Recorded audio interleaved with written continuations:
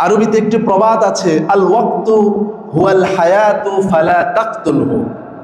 একটি প্রবাদ আছে, সময়ের অপর নাম হচ্ছে জীবন। সময়ের অপর নাম কি? জোরে বলেন। সময়ের অপর নাম হচ্ছে জীবন। ফালা তাকতুলহু, সুতরাং তোমরা এই জীবনকে, তোমরা এই সময়গুলোকে তোমরা ধ্বংস করো না, তোমরা নষ্ট করো না। আবার কেউ কেউ বলেন, আল ওয়াক্তু হুয়া মিনাল যাহাবি ওয়াল ফিদ্দা। সময় এটি এমন একটি গুরুত্বপূর্ণ বিষয়, এটি স্বর্ণ এবং রূপার চাইতে দামি। সুবহানাল্লাহ বলেন। সুতরাং যে এটাকে, এই সময়কে যে ব্যক্তি কাজে লাগাতে পারবে, যেই যুব সমাজ এই সময়কে সঠিকভাবে প্রয়োগ করতে পারবে, এই যুব সমাজ তার জীবন সাকসেস, তার জীবন সফল। ঠিক কিনা বলেন?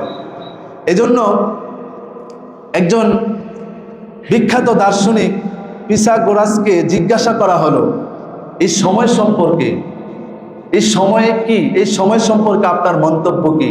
ওই দার্শনিককে প্রশ্ন করা হলো। তখন তিনি উত্তর দিলেন, সময় হলো পৃথিবীর একটি অন্যতম প্রাণ, অন্যতম একটি জীবন।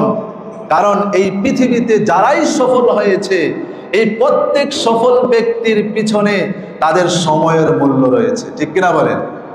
যারাই সফল হয়েছে, এই সফলতার পিছনে তাদের অন্যতম কারণ হচ্ছে তারা সময়কে মূল্যায়ন করেছে, সময়কে সঠিকভাবে যথাযথভাবে কাজে লাগিয়েছে।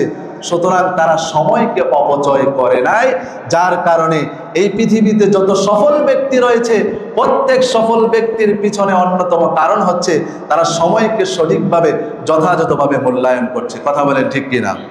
প্রিয় মুসল্লিয়ানি কেরাম, আজ আমাদের অধঃপতনের মূল কারণ হচ্ছে আজ আমরা সময়কে মূল্যায়ন করতে পারি নাই।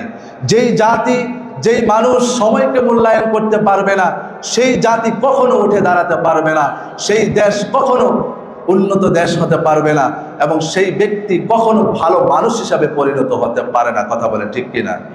এজন্য আমার প্রিয় ভাইয়েরা, ভালো মানুষ হতে হলে, আপনার ফিউচার ভালো করতে চাইলে, আপনার জীবন সাকসেস করতে চাইলে সময়কে আপনাকে মূল্যায়ন করতে হবে। সময়কে কোনোভাবেই অপচয় করা যাবে না।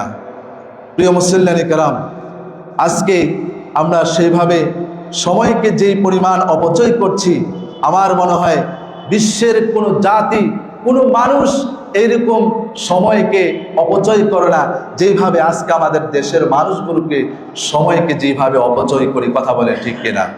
আল্লাহ আমাদের সমাজকে, আমাদের সবাইকে যেন সঠিকভাবে বুঝে সময়কে মূল্যায়ন করার তৌফিক দান করেন। তাহলে এই যে বিশ্বকাপ খেলাকে কেন্দ্র করে সময়কে আমরা যেভাবে অপচয় করছি, রাত জেগে জেগে, না ঘুমিয়ে ঘুমিয়ে আমরা রাত 1টা 3টা বাজে খেলা দেখে ফজরের নামাজগুলো আমরা কাজা করে ফেলছি।